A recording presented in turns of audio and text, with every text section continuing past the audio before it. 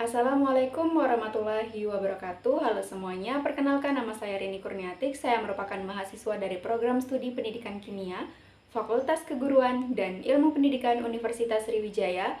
Jadi di sini saya akan membahas mengenai sel volta. Nah, jadi apa sih pengertian dari sel volta? Berikut penjelasannya. Nah, apa sih itu sel volta? Sel volta atau sel galvani adalah sel elektrokimia di mana energi kimia dari reaksi redoks spontan diubah menjadi energi listrik.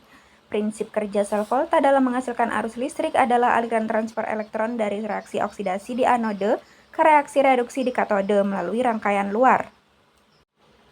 Nah, susunan sel volta itu terdiri dari yang pertama ada anode, yaitu elektrode tempat terjadi reaksi oksidasi.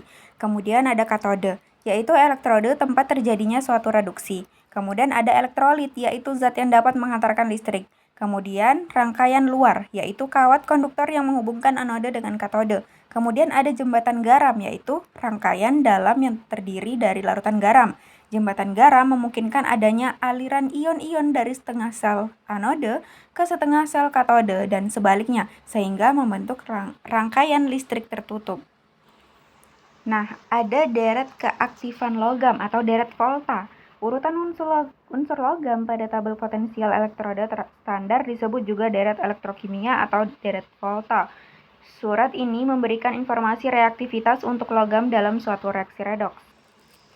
Prinsip kerja sel volta yaitu logam Z yang dimasukkan ke dalam larutan yang mengandung ion Zn2+, dan logam Cu dimasukkan ke dalam larutan Cu2+, maka atom-atom logam Zn akan teroksidasi, melepaskan 2 elektron dan larut dalam larutan tersebut. Hal ini karena larutan tersebut lebih reaktif dibandingkan dengan atom Cu.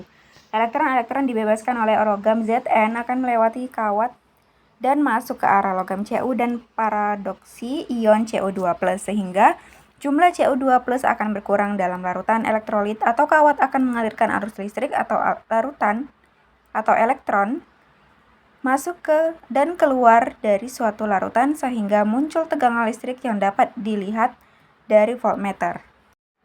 Secara umum, reaksi spontan pada sel volta adalah sebagai berikut.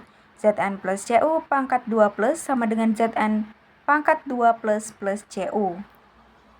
Nah, ada salah satu contoh soal yaitu apa fungsi anode dan katode dalam sel volta? Pada anoda terjadi reaksi oksidasi yaitu reaksi yang melibatkan kehilangan elektron.